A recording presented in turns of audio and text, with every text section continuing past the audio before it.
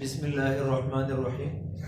Dear students, आज हम structure में टाटोमेरिज्म पढ़ेंगे, जिसको हम डेस्मोट्रॉपिज्म भी बोलते हैं, जिसको हम डायनेमिक आइसोमेरिज्म भी बोलते हैं। तो सबसे पहले हम इसको डिफाइन करेंगे, उसके बाद हम देखेंगे कंडीशंस कि किन किन कंपाउंड्स के अंदर आपके पास आइसोमेरिज्म होती है, उस कंपाउंड को क्या क्या कंडीशन को फुलफिल करना चाहिए, और फिर ये आपके पास टाटोमेरिज्म कैसे होता है, मैकेनिज्म इसका देखेंगे, और इसी तरह से फिर कुछ एग्जांपल्स देखेंगे, प्रैक्टिस एग्जांपल्स, और फिर आपके पास स्टेबिलिटी देखेंगे कि जो डिफरेंट टाटोमेरिक फॉर्म्स बनेंगे उनमें ज्यादा स्टेबल कौन है और क्यों है।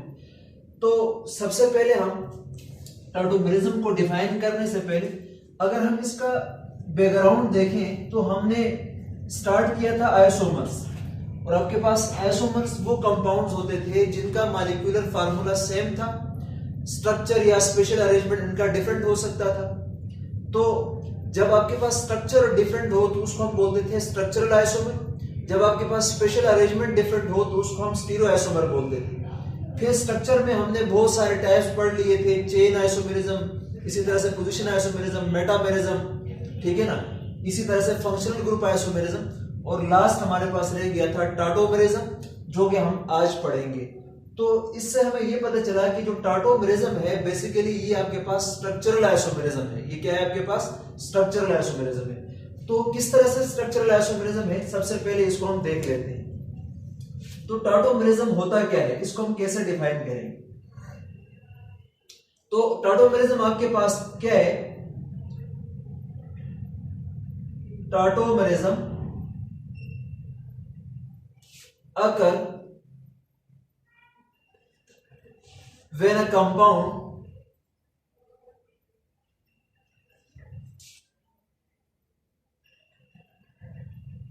ठीक है ना, टाटोमेरिज्म आपके पास तब होता है जब एक कंपाउंड आपके पास exist and different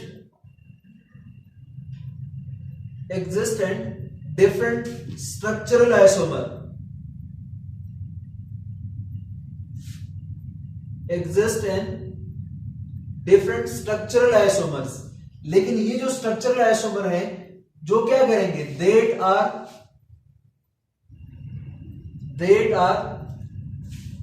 N dynamic equilibrium with each other, ठीक है ना, इसको हम क्या बोलते हैं? टाटोमेरिज्म बोलते हैं। मतलब आपके पास टाटोमेरिज्म आपके पास किसी सर्टेन कंपाउंड में होता है, और उन कंपाउंड में तब होगा जब आपके पास वो कंपाउंड्स दो डिफरेंट स्ट्रक्चर में एग्जिस्ट करें। जो दो डिफरेंट स्ट्रक्चर हैं वो आपस में इंटर कन्वर्टिबल हो, मतलब उनके दरमियान में डायनेमिक इक्विलिब्रियम हो।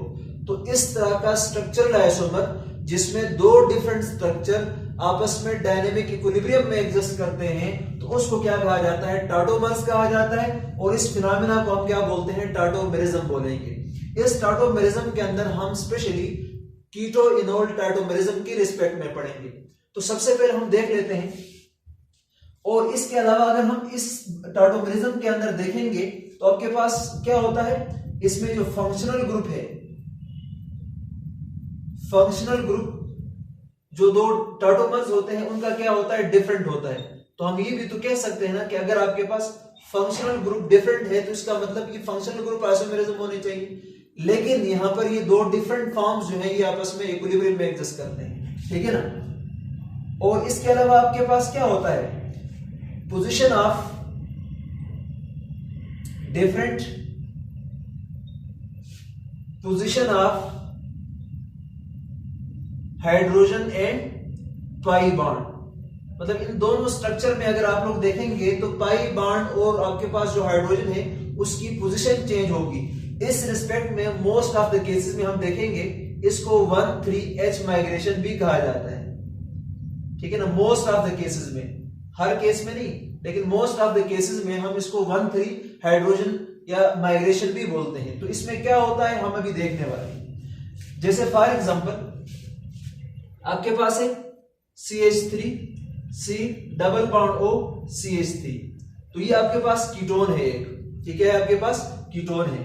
अब इस कीटोन को अगर देखा जाए तो ये कीटोन आपके पास इक्विलिब्रियम में एग्जिस्ट करता है अपने इनोल फॉर्म के साथ। इससे ये बन जाता है CH2 double bond C OH और ये आपके पास क्या है CH3। अब इसको हम बोलते हैं कीटो फॉर्म, क्योंकि इसमें आपके पास फंक्शनल ग्रुप क्या है कीटोन है, लेकिन इसको हम बोलते हैं इनोल फॉर्म। इसको हम क्या बोलते हैं इनोल फॉर्म बोलते हैं। क्यों?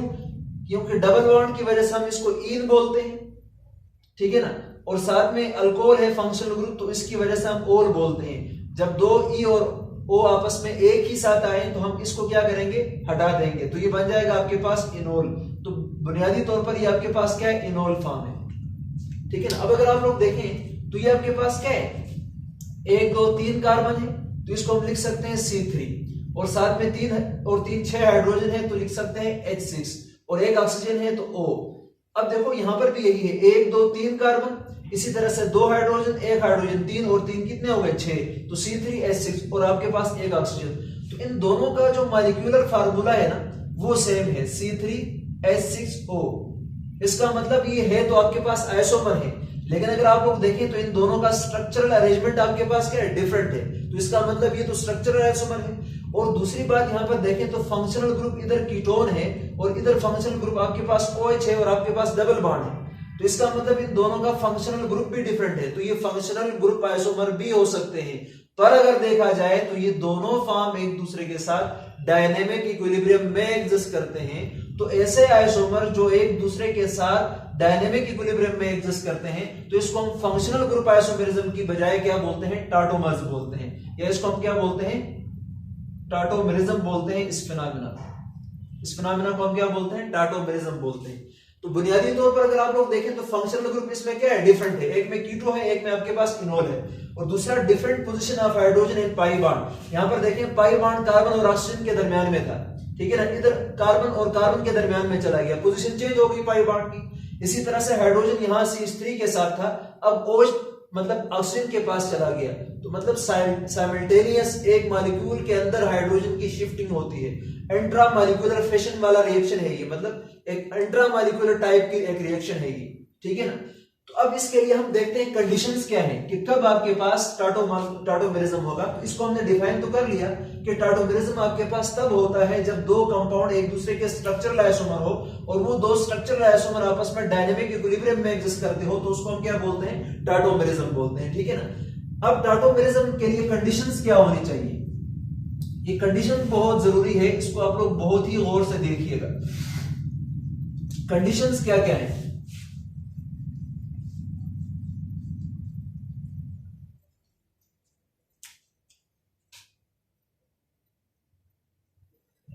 Condition for tautomerism. टाटोमेरिज्म के लिए क्या क्या कंडीशन जरूरी है, ठीक है ना। तो सबसे पहले अगर आप लोग देखें बच्चों, जिस कंपाउंड में टाटोमेरिज्म होगा उस कंपाउंड के पास कम से कम आपके पास एक इलेक्ट्रॉन विथड्रॉइंग ग्रुप होना चाहिए। मतलब कंपाउंड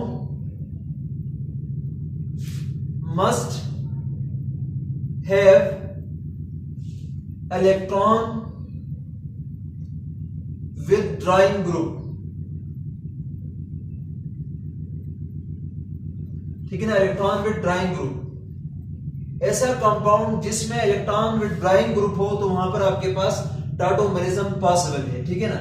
अब इलेक्ट्रॉन विथड्रॉइंग ग्रुप क्या करता है, जो आपके पास सिस्टम से इलेक्ट्रॉन को अपनी तरफ खींचता है तो उसको हम इलेक्ट्रॉन विथड्रॉइंग ग्रुप बोलते हैं। तो for example electron withdrawing group वाले कौन कौन से कंपाउंड हो सकते हैं, मतलब आपके पास कीटो कंपाउंड हो सकता है जिसमें फंक्शनल ग्रुप आपके पास C डबल बॉन्ड O हो।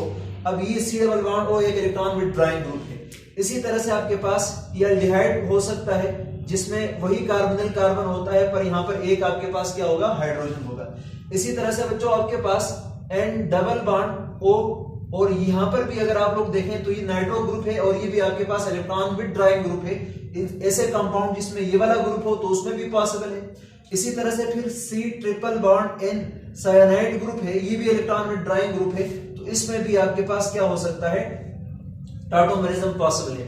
मतलब पहला कंडीशन क्या है कि वो कंपाउंड जिसमें ये वाले ग्रुप मौजूद हो, मतलब इलेक्ट्रॉन विड्रॉइंग ग्रुप मौजूद हो, तो उसमें क्या पॉसिबल है, टाटोमरिज्म पॉसिबल है। अगर हम सेकंड कंडीशन की बात करते हैं तो ये जो इलेक्ट्रॉन विड्रॉइंग ग्रुप है, जिसको मैं शार्ट लिख देता हूं EWD, मतलब electron withdrawing group should be attached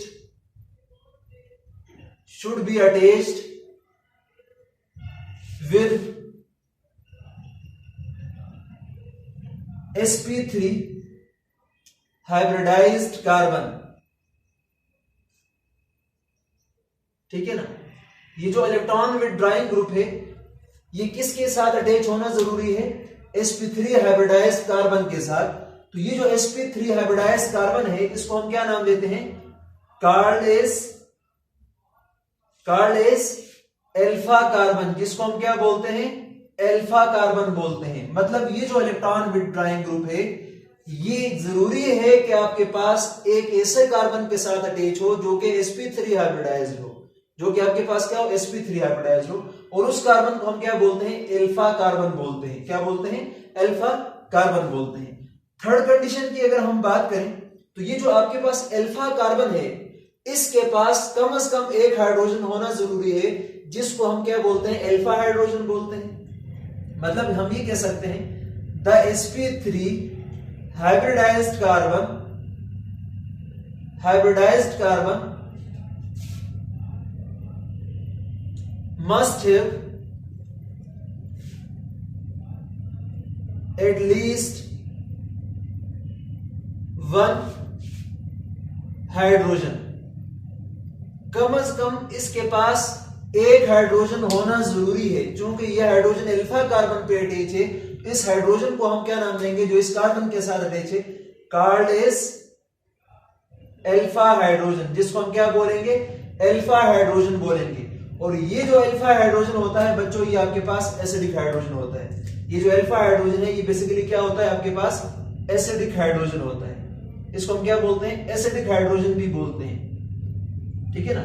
या इसको हम क्या नाम देते हैं, एक्टिव हाइड्रोजन का नाम भी देते हैं। इसको हम क्या नाम देते हैं, एक्टिव हाइड्रोजन का नाम भी देते हैं। तो अभी तमाम बातें जो मैंने तीनों यहां पर लिखवाई हुए हैं इसको हम एग्जांपल से समझने की कोशिश करेंगे कि पहला कंडीशन क्या है कि इलेक्ट्रॉन विड्रॉइंग ग्रुप होना जरूरी है। तो एग्जांपल ले लेते हैं। जैसे फॉर एग्जांपल आपके पास कंपाउंड है ketone CH3 C double bond O और ये आपके पास CH3। तो सबसे पहले पहला कंडीशन चेक करें, क्या ये एक ऐसा कंपाउंड है जिसमें इलेक्ट्रॉन विड्रॉइंग ग्रुप मौजूद है, मतलब क्या ये कार्बोनिल कंपाउंड है, तो बिल्कुल है। तो compound must have electron withdrawing group. तो अगर आप लोग यहां पर देखें तो ये कार्बोनिल कार्बन मौजूद है, और ये जो कार्बोनिल कार्बन है, ठीक है ना, ये बेसिकली आपके पास क्या होता है, इलेक्ट्रॉन विड्रॉइंग ग्रुप होता है। ये इलेक्ट्रॉन को अपनी तरफ क्या करता है, विड्रॉ करता है। तो इलेक्ट्रॉन विड्रॉइंग ग्रुप क्या करता है, इलेक्ट्रॉन विड्रॉइंग ग्रुप एक ऐसा ग्रुप होता है जो इंडक्टिव इफेक्ट के थ्रू दूसरे जो साथ वाले एटम्स हैं उनसे आपके पास जो बॉन्डेड पेयर ऑफ इलेक्ट्रॉन है उसको अपनी तरफ ज्यादा अट्रैक्ट करता है। क्योंकि इस कार्बन के साथ ऑक्सीजन अटैच है जो कि इलेक्ट्रोनेगेटिव है, तो ये वाला ऑक्सीजन इस कार्बन से जब इलेक्ट्रॉन खींचता है इस कार्बन के ऊपर इलेक्ट्रॉन की डिफिशियंसी आती है। ये अब इस डिफिशियंसी को पूरा करने के लिए साथ वाला जो अटैच्ड कार्बन है इससे इलेक्ट्रॉन को अपनी तरफ विड्रॉ कर देता है। ये इस तरफ से भी क्या करेगा, इलेक्ट्रॉन विड्रॉ कर देगा, मतलब दोनों तरफ से इलेक्ट्रॉन को अपनी तरफ खींचेगा, जिसकी वजह से इस ग्रुप को हम क्या नाम देते हैं, इलेक्ट्रॉन विड्रॉइंग ग्रुप बोलते हैं। मतलब ये दूसरे एटम जो इसके साथ अटैच है, मतलब सिस्टम से अपनी तरफ इलेक्ट्रॉन को विड्रॉ करता है, इस वजह से इसको इलेक्ट्रॉन विड्रॉइंग ग्रुप कहा जाता है। तो भाई इस कंपाउंड के अंदर हमने कहा था कि जिसमें टाटोमेरिज्म होता है उसके पास इलेक्ट्रॉन विड्रॉइंग ग्रुप होना जरूरी है। तो इस कंपाउंड के पास इलेक्ट्रॉन विड्रॉइंग ग्रुप है। तो पहला कंडीशन ही क्या कर रहा है, सेटिस्फाई कर रहा है। तो फर्स्ट कंडीशन हो गया सेटिस्फाई।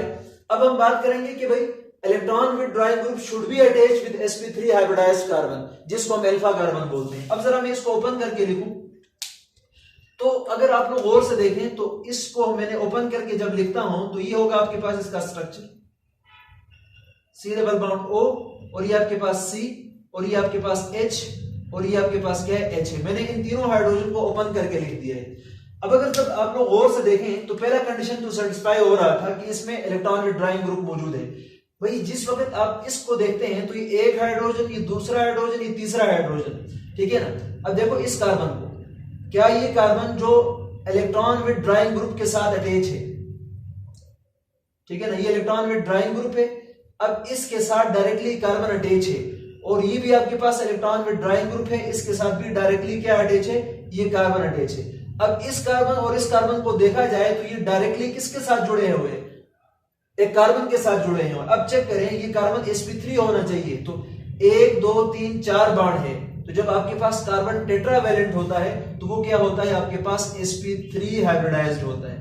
वो क्या होता है, आपके पास sp3 हाइब्रिडाइज्ड होता है। इसी तरह से इसको देखें 1 2 3, तो ये भी आपके पास क्या है, sp3 हाइब्रिडाइज्ड कार्बन है। तो इसका मतलब सेकंड कंडीशन भी सेटिस्फाई हो रहा है कि हमने कहा था कि ये जो इलेक्ट्रॉन विथड्राइंग ग्रुप है ये डायरेक्टली अटैच होना चाहिए किसके साथ, sp3 हाइब्रिडाइज्ड कार्बन के साथ। तो ये डायरेक्टली अटैच है sp3 हाइब्रिडाइज्ड कार्बन के साथ, इस तरफ भी आपके पास sp3 हाइब्रिडाइज्ड कार्बन मौजूद है, तो सेकंड कंडीशन भी सेटिस्फाई हो रहा है। अब ये वाला जो कार्बन है ना, जो कि sp3 हाइब्रिडाइज्ड है, इस कार्बन को क्या नाम दिया जाता है, अल्फा कार्बन का नाम दिया जाता है।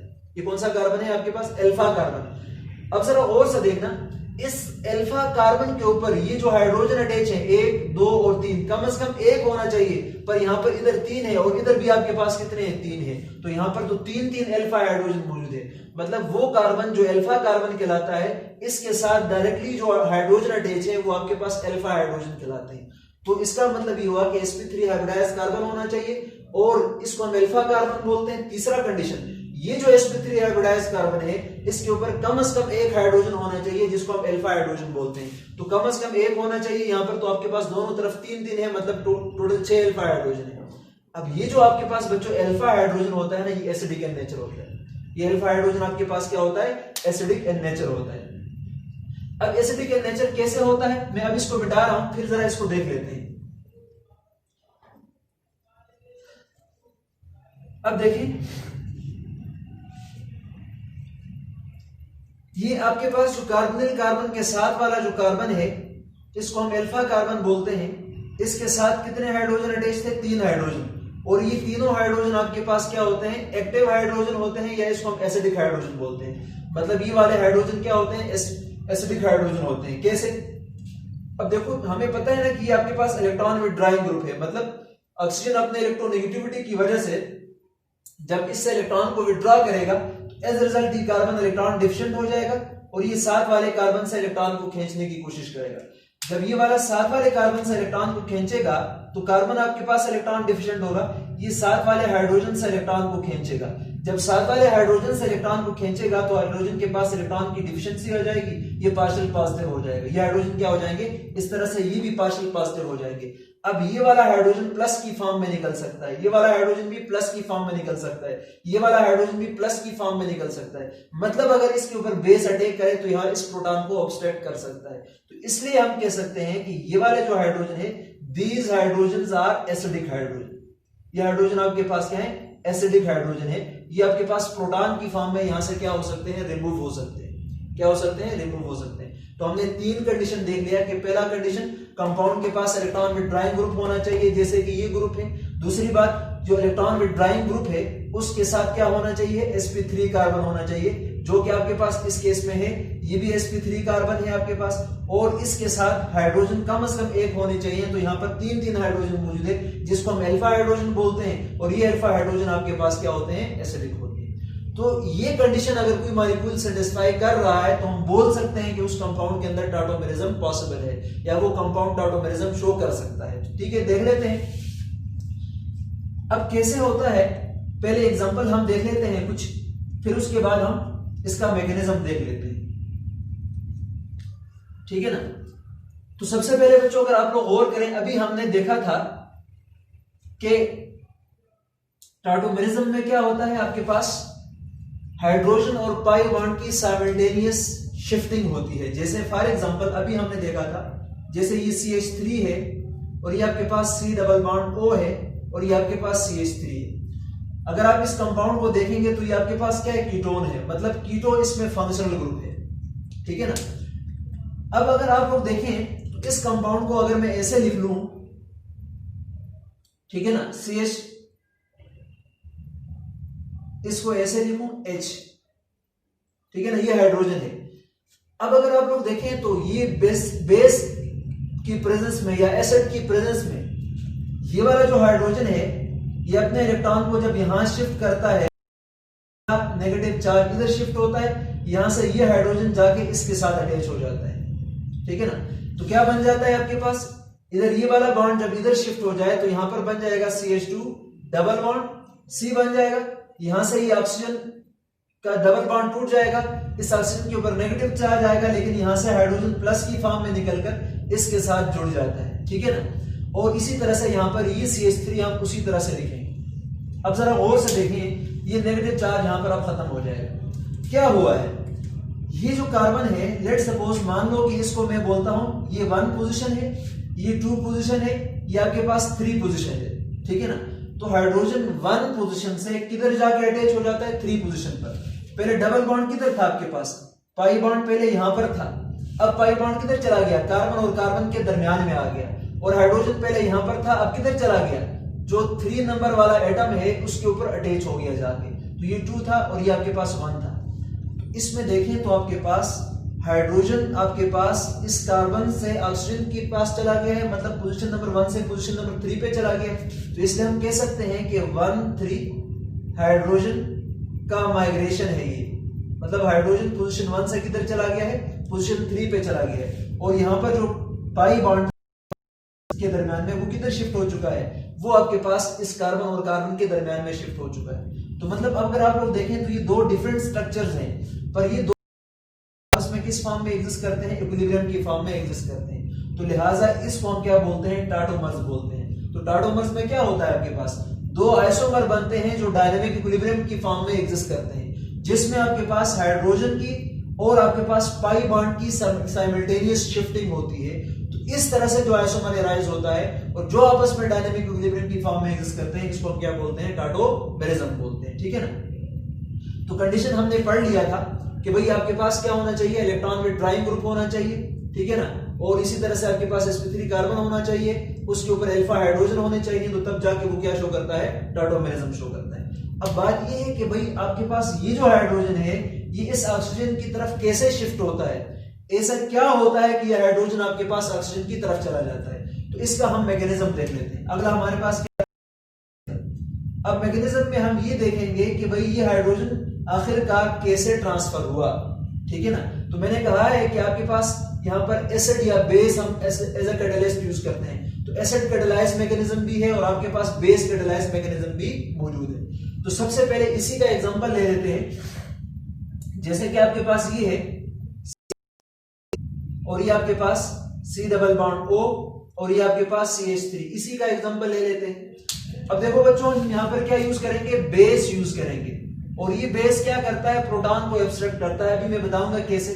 और इसकी मौजूदगी में जो आपके पास न्यू स्ट्रक्चर बनता है वो ये बनता है, ठीक है ना, डबल बॉन्ड COH और ये आपके पास क्या है, CH3, ठीक है ना। अब बच्चों ये आपके पास कौन सा फॉर्म है, कीटो फॉर्म है, ठीक है ना, ये कौन सा फॉर्म है, कीटो फॉर्म है, और ये आपके पास कौन सा फॉर्म है, इनोल फॉर्म है, ठीक है ना। तो स्पेशली इस तरह के आइसोमेरिज्म को कीटो इनोल टाटोमेरिज्म भी कहा जाता है, मतलब ये कीटोन और इनोल की फॉर्म के दरमियान में ये टाटोमेरिज्म होता है, ये फिनोमेना हो रहा होता है, ठीक है ना। अब हाइड्रोजन यहां से यहां शिफ्ट हो गया, जिसको हमने 1,3 हाइड्रोजन शिफ्ट कहा था, ठीक है ना, और कीटोन से आपके पास इनोल फॉर्म बन गया। अब कैसे हाइड्रोजन यहां से यहां शिफ्ट हुआ और फिर ये पाई बॉन्ड यहां से यहां शिफ्ट हुआ, इस बात को हमने समझना है कैसे होता है। तो मैंने अभी आपको कहा कि बेस कैटालाइज्ड हो सकता है, मैं इसको दोबारा से लिख लेता हूं या इसी को लिख लेते हैं। अब यहां पर 3 हाइड्रोजन है ना, इसको मैं ऐसे अगर लिख लूं CH2 और H लिख लूं मैं इसको। अब बच्चों आप लोग अच्छी तरह से जानते हो कि ये आपके पास क्या है, इलेक्ट्रॉन विथड्राइंग ग्रुप है, तो ये साथ वाले कार्बन से इलेक्ट्रॉन को अपनी तरफ विथड्रॉ करेगा। ये दोनों कार्बन इक्वल होते हैं, हम किसी एक को लेकर समझने की कोशिश करेंगे। अब जब ये इस इलेक्ट्रॉन कार्बन से इलेक्ट्रॉन को खींचेगा तो एज अ रिजल्ट ये वाला कार्बन इस हाइड्रोजन से इलेक्ट्रॉन को अपनी तरफ खींचेगा। जब खींचेगा तो ये वाला हाइड्रोजन आपके पास क्या बन जाएगा, पार्शियल पॉजिटिव बन जाएगा, मतलब ये वाला हाइड्रोजन अब केपेबल है प्लस की फॉर्म में निकलने के लिए। अब इसी दौरान हम क्या यूज करते हैं, बेस यूज करते हैं, क्योंकि बेस कैटालाइज रिएक्शन है, तो यहां पर हमने यूज किया OH बेस, ठीक है, नेगेटिव। बेस की प्रॉपर्टी होती है कि ये जाके प्रोटॉन को ऑब्स्ट्रैक्ट करता है, मतलब प्रोटॉन पे अटैक करता है। तो ये बेस जाएगा जाके इस प्रोटॉन पे अटैक करेगा, और जब इस प्रोटॉन पे अटैक करेगा तो यहाँ पर वाटर की फॉर्म में ये निकल जाएगा। तो क्या बन जाएगा आपके पास, जरा गौर से देखना, ये बन जाएगा, यहां से देखें ये वाला हाइड्रोजन निकल जाएगा किस फॉर्म में, प्लस की फॉर्म में, और इस कार्बन के ऊपर कौन सा चार्ज आएगा, नेगेटिव चार्ज आएगा। तो देखना जरा, तो CH2 ये आपके पास बन जाएगा नेगेटिव, ठीक है ना, और ये वाला जब इसके साथ अटैच है C डबल बॉन्ड O, और ये आपके पास क्या है CH3, ठीक है ना। अब अगर आप लोग गौर से देखें तो यहां पर नेगेटिव चार्ज है, फिर सिंगल बॉन्ड है, फिर डबल बॉन्ड है, तो क्या ये यहां पर रेजोनेंस पॉसिबल नहीं है, बिल्कुल रेजोनेंस पॉसिबल है। तो ये वाला आपके पास एक दूसरा फॉर्म में कन्वर्ट हो सकता है, जो कि आपके पास क्या है CH2, अब सिंगल बॉन्ड तो पहले से था, एक बॉन्ड और बनेगा, ये नेगेटिव चार्ज इधर शिफ्ट हो जाएगा, और यहां से ये वाला जो पाई बॉन्ड है ये इधर शिफ्ट हो जाएगा, तो बन जाएगा आपके पास CO नेगेटिव, और ये आपके पास CH3। अब ये जो फॉर्म है ना, इसको हम बोलते हैं एनोलेट फॉर्म, या एनोलेट आयन इसको कहा जाता है। बच्चों अब ये दोनों रेजोनेटिंग स्ट्रक्चर हैं, पर इन दोनों रेजोनेटिंग स्ट्रक्चर में से ये जो एनोलेट फॉर्म है ये आपके पास ज्यादा स्टेबल है, क्योंकि यहां पर आपके पास जो नेगेटिव चार्ज है वो इलेक्ट्रोनेगेटिव एटम के ऊपर है, और यहां पर जो नेगेटिव चार्ज है वो लेस इलेक्ट्रोनेगेटिव एटम के ऊपर है।